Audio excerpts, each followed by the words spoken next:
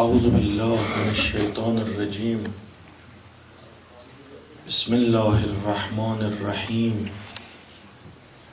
الحمد لله المتجلی لعباده من افق الالباب، المجلی عن مراده بمنطق السنة والكتاب، الذي نزه أولياءه عن دار الغرور وسما بهم إلى أنوار السرور، والصلاة والسلام على سيدنا وحبيب قلوبنا أبي القاسم محمد اللهم صل على محمد وعجل وعلى أهل بيته الطيبين الطاهرين.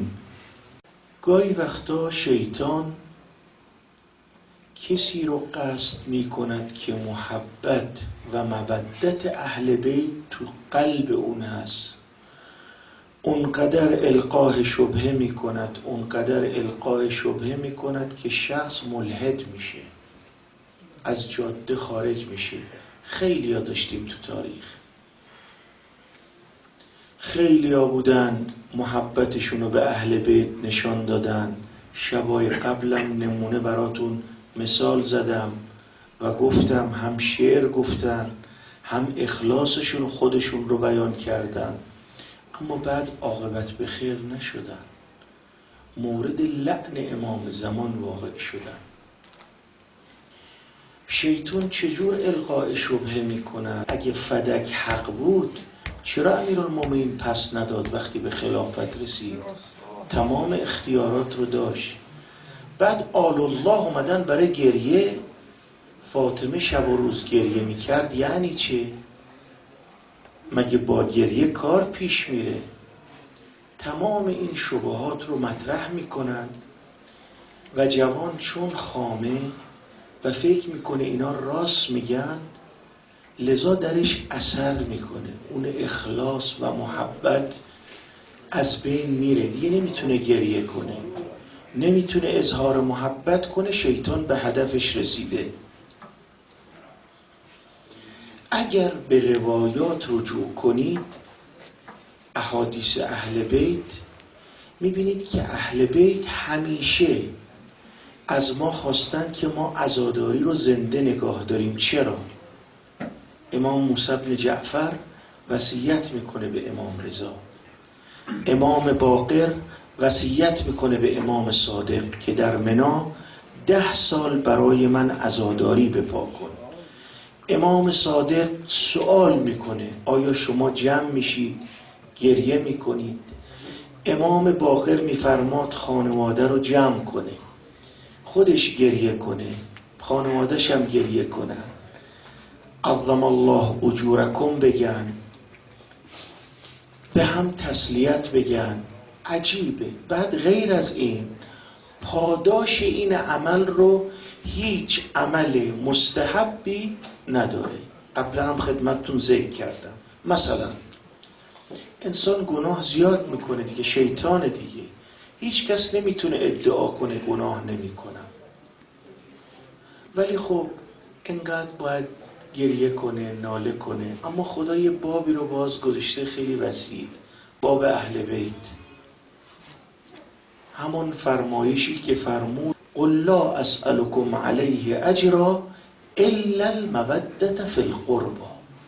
پیامبر به تو دشنام دادن، تو رو سنگ زدن، شکمبه گوسفند به صورتت زدن، خیلی معذرت میخوام سیدا، توهین کردن به تو، بگو عیبی نداره، ولی میخواید تلافی کنید، به اهل بیت من محبت کنید. بعد پاداش این عمل، پاداش محبت به اهل بیت و عزاداری و گریه و شعر گفتن در حق اهل بیت، هیچ اجر و پاداشی مانند این نیست. فردا که ما رو تو قبر میذارن، حساب و عذاب ما شروع میشه که من یه فرصتی بهت دادم تو دنیا، از دنیا، از این جوانی چی استفاده کردی؟ از عمرت چی استفاده کردی؟ پولی که به دست آوردی از کجا به دست آوردی؟ تو چی خرج کردی؟ همه اینا سوال میشه. یه راه نجات وجود داره، اونم محب واقعی اهل بیت. محب واقعی اهل بیت کیه؟ سوال اینجاست. امام صادق فرمود محب اهل بیت اونه که بر ما خوشی باشه، بر ما رحمت باشه، به ما آفرین بگن اگر این وجود مبارک رو دیدن. و کی برا ما آره؟ کی برا ما دشنامه؟ اون که وقتی نگاش بکنن ما رو مورد بغض قرار بدن. یه چیز دیگه هم هست. چرا انسان گاهی وقتا تو کاراش موفق نیست؟ ابراز محبت میکنه اما تو کاراش موفق نیست. انسان باید به خودش رجوع کنه، ببینه نواقصش کجاست. بگذاریم شبهات رو مطرح کنیم. چرا امیرالمؤمنین وقتی فاطمه زهرا افتادن زمین، ضربه به وارد شد به بدنشون، چرا دفاع نکردن؟ چرا نیومدن جلو اینها رو بگیرن؟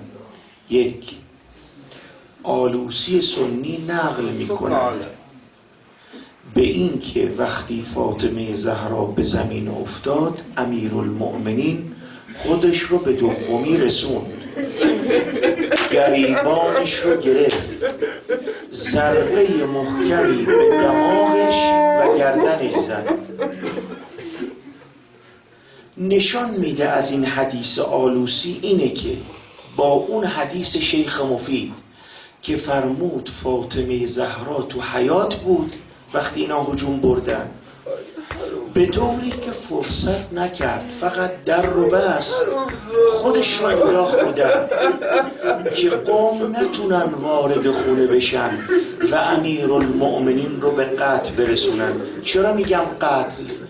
دلیلش اینه که خود اهل سنت نقل میکنن که اولی فرستاد و به اینها گفت بروید در خانه فاطمه و علی رو برای بیعت فرا بخونید، اگر ابا کردن و بیعت نکردن اونها رو بکشید.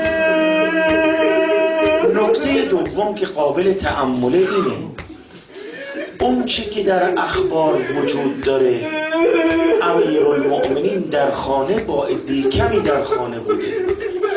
اینایی که به خانه هجوم بردن، اولی و دومی برای هجوم به خانه برنامه ریخته بودن، 1000 سرباز مسلح را آماده کرده بودن.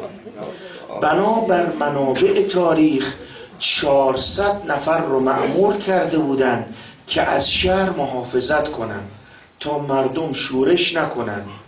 300 نفر به خانه هجوم بردن. سوال میکنم به نظر شما امیرالمؤمنین با این 6-7 نفری که در خانه بودن، با دختر 5 ساله و 4 ساله و 2 تا کودک چگونه میتوانست دفاع کنند؟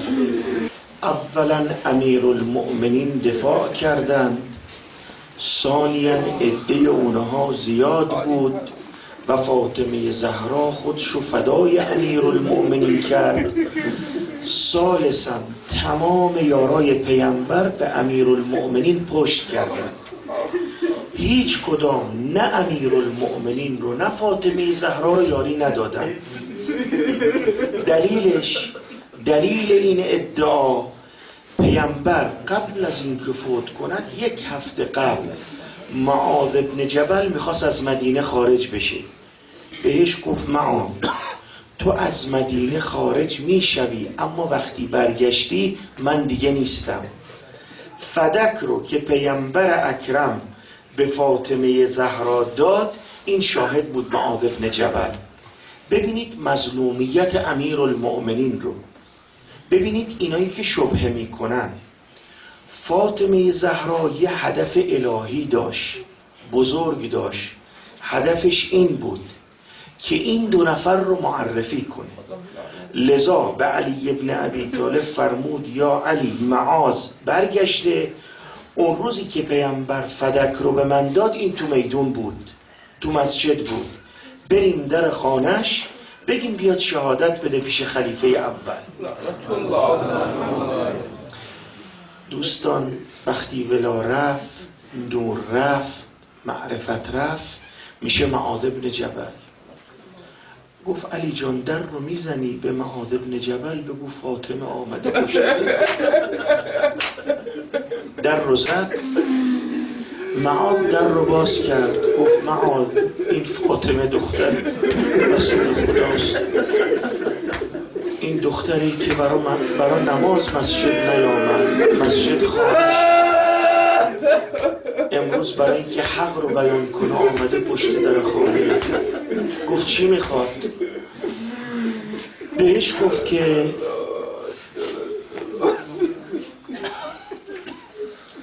معاذ اون روز تو مسجد بودی، پیامبر اکرم فدک رو به فاطمه داد، بیا پیش این اولی شهادت بده، شاهد میخواد. میدونید چی گفت؟ جوابش میدونید چی بود؟ گفت به فاطمه بگو اگر مردم اومدن شهادت بدن منم شهادت میدم و الا من نیستم. 3 قدم 4 قدم پشت سر یه دفعه جوونش اومد، جوون معاذ. پرسید بابا این زنه کی بود پشت در خانه ما؟ بهش گفت فاطمه بود. گفت دختر رسول خدا در خانه ما؟ گفت بله. گفت بابا چی میخواست؟ گفت آمده است که شهادت دهم که فدک مال اوست. گفت بابا تو چی گفتی؟ گفت بهش گفتم اگه بقیه شهادت دادن منم شهادت دادم. گفت بابا فاطمه دختر رسول خدا اونم پشت در خونه ما؟ من اگر با تو کلامی صحبت کنم بابا من نیستم، از امروز به بعد پسر خودت منو فرض نکن. حیا نمی کنی؟ دختر رسول خدا آمده پشت در خانه ما حقش رو میخواد، تو میگی مردم بیان شهادت بدن منم شهادت میدم. ببینید کجا رسیده بودن مردم. بعد امیرالمؤمنین که گریبان اول دومی رو گرفت به زمین زد، اونجا یاد وصیت رسول خدا افتاد.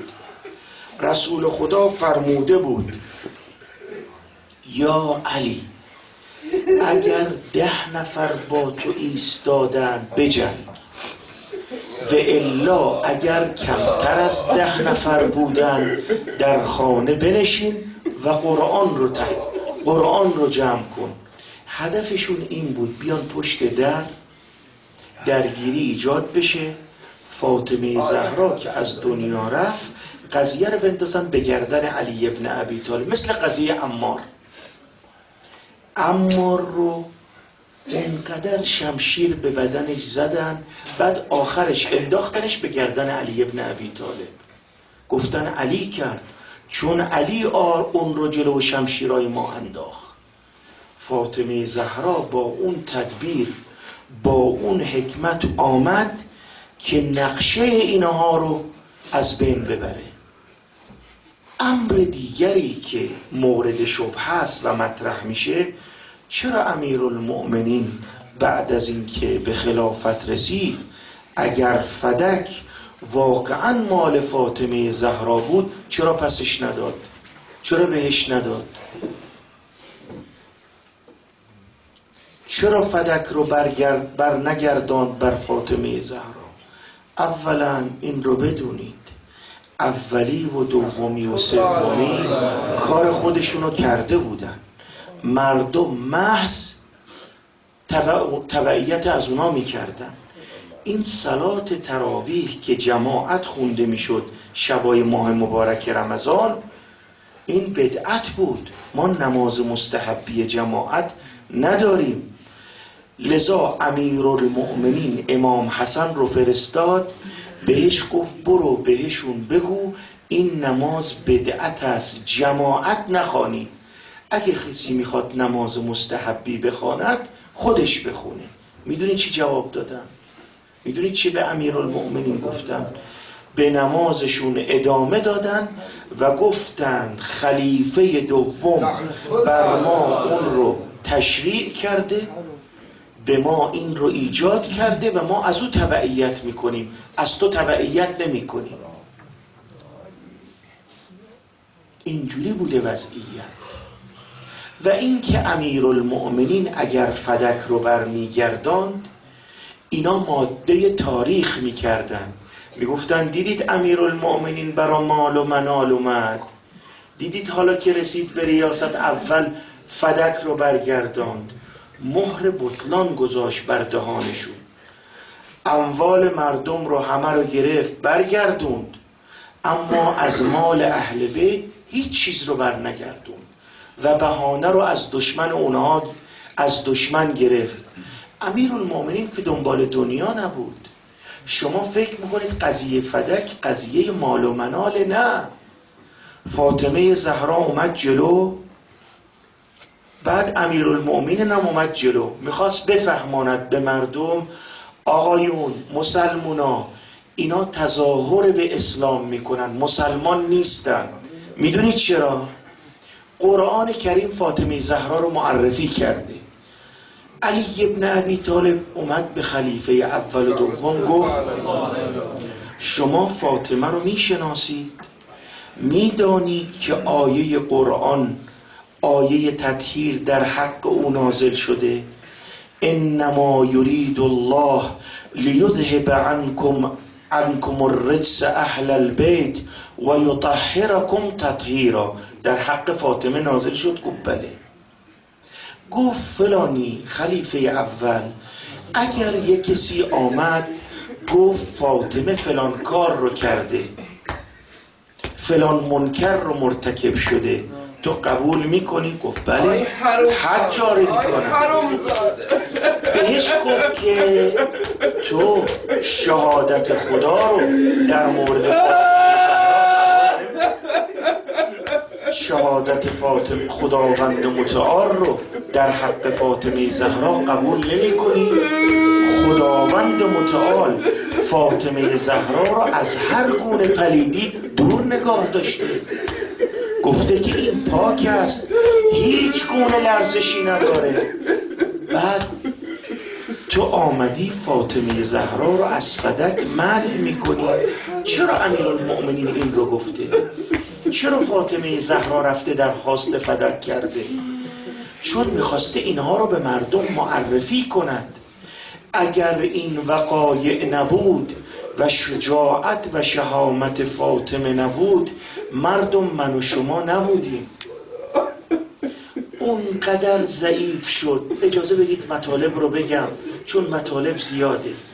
اونقدر به این زن ظلم کردن که وقتی دلش برای پیامبر تنگ میشد، بین خونش اتاقش تا قبر پیامبر خیلی فاصله نبود، ولی اینقدر به این ظلم کردن که علامه مجلسی میگه وقتی که حرکت میکرد چندین بار این حجاب براش گیر میکرد، به زمین میافتاد.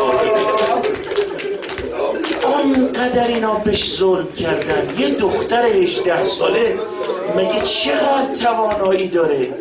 چند نفر زده بالشن، بین در و دیوار قرارش داده باشن، بچهش رو سخت کرده باشن، بغلش رو مردم شوهرش رو جلوی چشمش با طناب بکشن.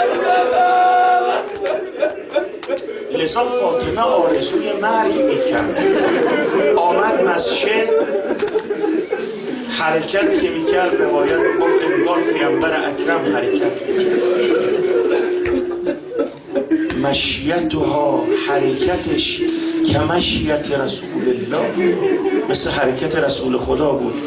اومد ثنا گفت، بسم الله گفت، پیامبر رو معرفی کرد، اهل بیت رو معرفی کرد، بعد اولی و دومی رو به افتضاح کشوند و قضیه فدک رو مطرح کرد. اونجا هدفش این بود که چهره واقعی اینها رو معرفی کنه و لذا امیرالمؤمنین بعد از آمدن به خلافت اصلا سراغی از اموال اهل بیت نگرفت و نه زاد نه راحله نه چیزی اضافه نکرد. خودشون رو معرفی کردن به عنوان معلم امت، به عنوان آمرین معروف و ناهین عن منکر. خودش، فرزنداش، خیلی وقایع رخ داد و امیرالمؤمنین تحمل کرد. چون اسلام در خطر بود، پیامبر امیرالمؤمنین باید مجامله میکرد، تحمل میکرد تا افرادی تربیت بشن که از این مذهب دفاع کنن. ببینید بعد از واقعه طف هرچی مرد بود از بین بردنش، از مردها کسی زنده نموند، همه یارای سید الشهدا رو به شهادت رسوندن. اگرم کسی احساس میکردن محب امیرالمؤمنین است، محب امام حسن است، محب امام حسین، از بین بردن، میبردن. خود امام حسن کاری بهش باش کردن که فرمانده جنگش هم بهش خیانت کرد، زنش بهش خیانت کرد، تنها ماند و صلح رو پذیرفت تا دین رو زنده نگاه دارد. شبهه سوم، چرا فاطمه زهرا شب و روز گریه می کرد؟ شما قرآن نخوندید، چشمای شما کوره؟ خدا چرا قضیه گریه یعقوب رو ذکر می کند در حق یوسف؟ مگه قرآن عبث حرف میزنه؟ حتی بیضت عیناه، خدا با خوشی میگه، با محبت میگه، با افتخار میگه. میگه اونقدر در فراق یوسفش گریه کرد، اشک ریخت تا چشاش کور شد. خدا چی میخواد بگه؟ میگه گریه مظلوم و من دوست دارم. گریه مظلوم نتیجه میده. فاطمه زهرا نه اینکه شب و روز گریه میکرد، کور دلا چرا درس نمیخونید؟ چرا نور اهل بیت تو قلبای شما نیست؟ فاطمه شب و روز گریه نمیکرد. این کنایه است از اینکه فاطمه زهرا وقت معینی برای گریه نداشت. یاد پدرش میافتاد صبح گریه میکرد، یاد مظلومیت امیرالمؤمنین میافتاد شب گریه میکرد، نصف شب گریه میکرد. یاد اون لحظاتی که با امیرالمؤمنین اون گول ظلم میکردن گریه میکرد. نگاه به حسینش میکرد گریه میکرد، نگاه به حسنش میکرد گریه میکرد، نگاه به زینبش میکرد گریه میکرد. اینا درس بود. امروز تشیع به اون ناله زنده است، به اون گریه زنده است. فاطمه زهرا دین رو بیمه کرد، زحمات پیامبر رو با اون گریه زنده کرد. لذا اونقدر گریه کرد که آخر امیرالمؤمنین یه جایی رو براش انتخاب کرد، یه سایبان براش قرار داد. سیدا، سایبانم اومدن از زمین کردن، او رو هم بریدن، گفتن فاطمه براش گریه کنه، ناله کنه، زیر آفتاب گرم گریه کنه. اینا سالمای اینجوری بودن. این که فاطمه شب و روز گریه میکرد، نه اینکه از صبح تا شب گریه میکرد، نه. به جوونا خلاف نگید، اشتباه نگید، خائن نباشید. جوونا فاطمه زهرا وقت معین برای گریه نداشت. هر وقت یاد ظلم افتاد گریه میکرد، وقت معینی نداشت. بعد میخواست به مردم وقتی صدای نالش رو میشنیدن میگفتن مردم مگه این دختر رسول خدا نیست؟ مگه چیکار کرده؟ مگه یادتون نیست پیامبر چقدر بهش محبت میکرد؟ مگه یادتون نیست پیامبر چقدر بهش افتخار میکرد؟ چرا بعد از باباش انقدر ناله میکنه؟ اینا درس بود، اینا تاریخ بود، اینا عقاید رو زنده نگاه می داشت. اینا جانشون رو دادن تا من و تو باشیم. نباید آن فرد بی سواد در تو اثر کنه جوان. این تلألؤ نور باشه رو این صورتت.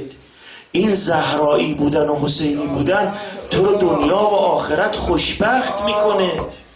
امروز یه انسان مؤمن دنبال انسان ولایی اهل خداست، با امام حسین پیمان میبنده، با فاطمه زهرا پیمان میبنده. چرا امیرالمؤمنین پشت در نیامد؟ چهارمین شبهه، چرا امیرالمؤمنین پشت در نیامد و فاطمه زهرا پشت در اومد؟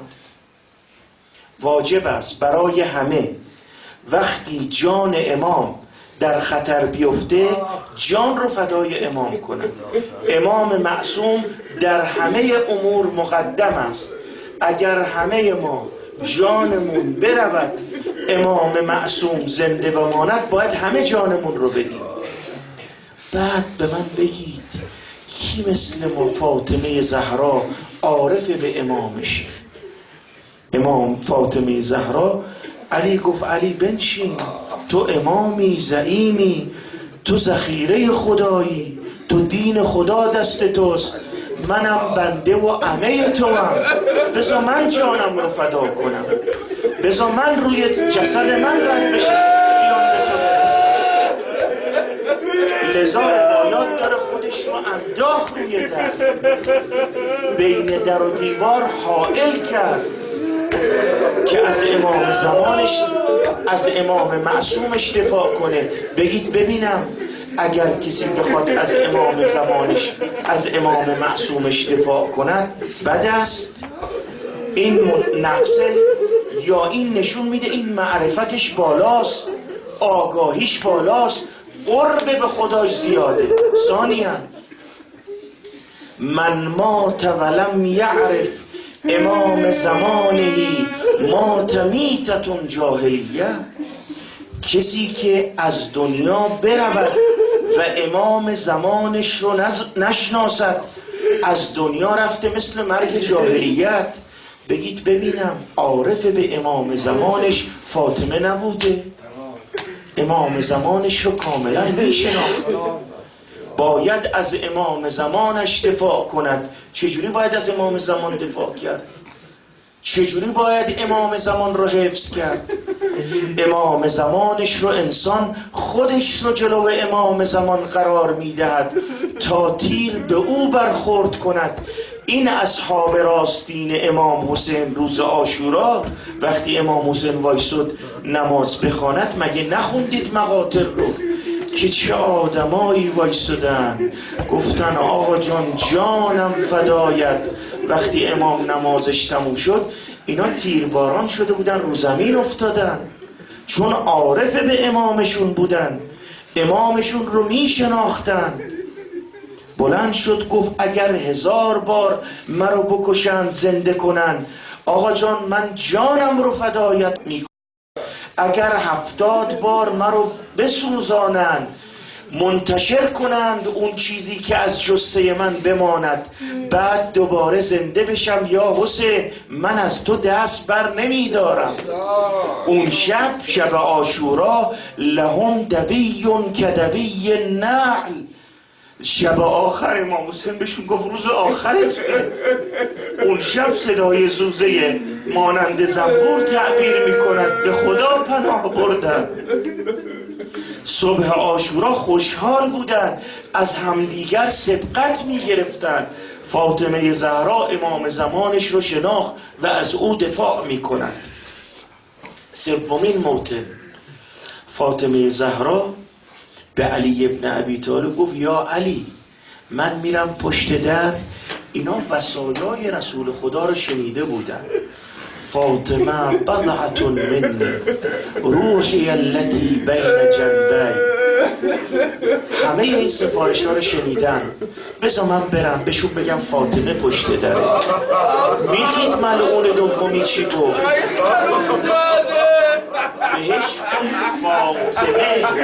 فاطمه پشت در است. بعد صدا زد فاطمه آمدی که خانه مرا آتش بزنی؟ گفت بله. بعد بهش گفتم فاطمه تو این خونه است؟ گفت بله فاطمه باشد.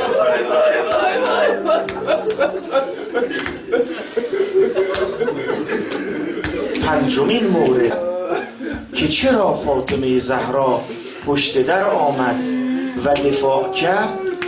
ببینید آیون تو جنگ، تو درگیری چهره افراد معلوم میشه. اگر امیرالمؤمنین میومد پشت در، میگفتن دو تا خلیفه برای خلافت با هم درگیر شدن، این واقعه رخ داد. فاطمه زهرا گفت یا علی بذار من برم، من اینا رو به مردم معرفی کنم، تو اگر بروی درگیر شوی قضیه به نفع اونا تموم میشه. من دختر رسول خدا، بذار به مردم معرفیشون کنم.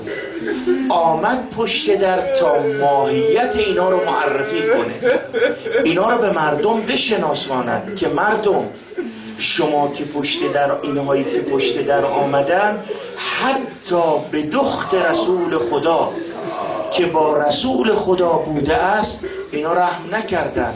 مردم این کسی که در خانه است این وصی رسول خداست، این کسی است که پیامبر اکرم معرفیش کرده است و من دختر رسول خدام پشت در آمدم که به شما مردم اعلام کنم. اینا آدمای دروغگویند، اینا اسلام رو بازیچه قرار دادن.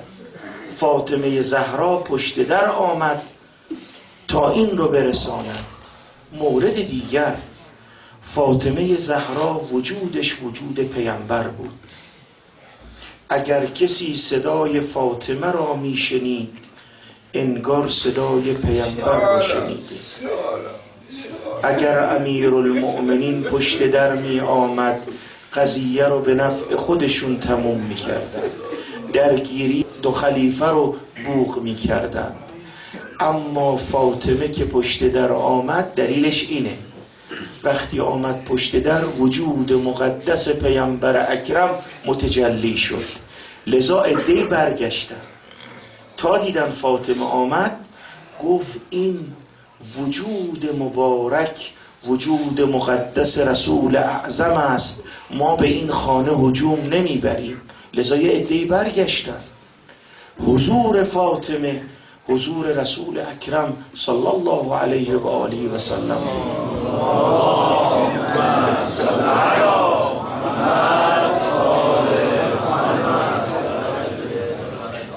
شیخ مفید میفرماید اگر نگوییم که فاطمه زهرا ذیل یک حدیثی، میفرمان که فاطمه زهرا در حیات بودند و مشغول کار بودند و اینها اجازه ندادند که امیرالمؤمنین خود رو برساند و لذا با عجله حمله کردند و فاطمه فرصت نکرد که امیرالمؤمنین خود رو برساند.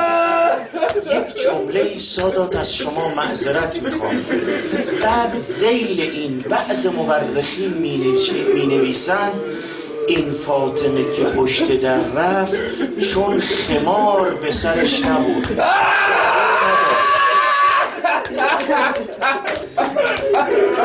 مرحوم گفت فاطمه زهرا که پشت در رفت میخواست خود را از نامحرم چاره‌ای نبود غیر از پشت در. لذا فاطمه پشت در رفت تا خود رو پنهان کنه. سادات خیلی معذرت میخوام، روایات اهل سنت رو میخوندم، روایات ما دارد. اجازه بدید من مظلومیت رو بگم، من میدونم طاقت نمیداریم ولی بذارید مظلومیت رو بگم. روایاتی که بچه‌های سید الشهدا تو کربلا اینا دو تا چادر بسته بودن، یه چادر رو گره زده بودن، یه چادر دیگر هم کشیده بودن روش که اگه چادر اولی رفت چادر دومی بمونه. روایات اهل سنت میگه حتی به چادر زنهای سید الشهدا و لذا چادرها رو از بچه ها کشیدن. تاریخ داره یکی از بچه ها گفت عمه جان پارچه‌ای داریم؟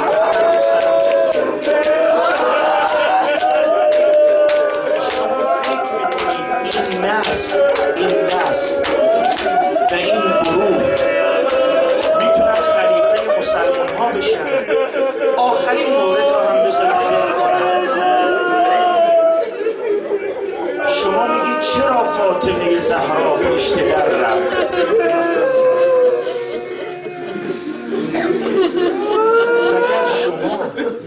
هر جا با شما بحث می شود نمیگید سنت رسول خدا، نمیگید هرچه پیامبر گفت. چرا چشاتون کوره؟ چرا روایتاتون رو بررسی نمی کنید؟ این پیامبر اکرمه، روایت خودتون نقل کردید، ما این روایات رو قبول نداریم، ما این روایت رو اصلا اعتراف بهش نمی کنیم. ولی چون شما میخواهید زرنگی کنید و امیرالمؤمنین رو منقصه بش وارد کنید، ما از روایت پیامبر براتون میگیم. این روایاتی که شما نقل کردید در کتبتون که پیامبر اکرم هم به خدیجه هم به زنهای دیگش وقتی مردها می اومدن در خونه رو می زدن بهش می گفت یا خدیجه برو در رو باز کن. چرا به پیامبرش کار نمی کنی؟ چرا نمیگید پیامبر چرا زنش رو فرستاد؟ اینا دروغه، ولی چون شما میگید به چشتون میذاریم. شما ایراد میکنید به امیرالمؤمنین، شما بغض امیرالمؤمنین رو دارید. میدونید چرا؟ اون نسلتون تو عاشورا وقتی امام حسین اومد حجت رو تموم کنه، اون مگه نمیبینید یه قطره آب بدید؟ میدونید چی بهش جواب دادن؟ گفتن ما تو رو تشنه میکشیم. جمله دومش مهمه، بغضاً لابیک. بعد از 20 سال سید الشهدا نام پدرش رو آنقدر گریه کرد. کینه باباتو داری، چون کینه بابات به دل ماست، لذا ما تشنه از دنیا میذاریم بریم. فرصت کمه، مجلسم فیض آماده است. امیدوارم که خداوند متعال این نورانیت اهل بیت رو روز به روز در دل ما زیاد کنه. آقایون چند تا اشک ریختی؟ گل بیخار کجا؟ در و دیوار 18 سال بیشتر عمر نداشت.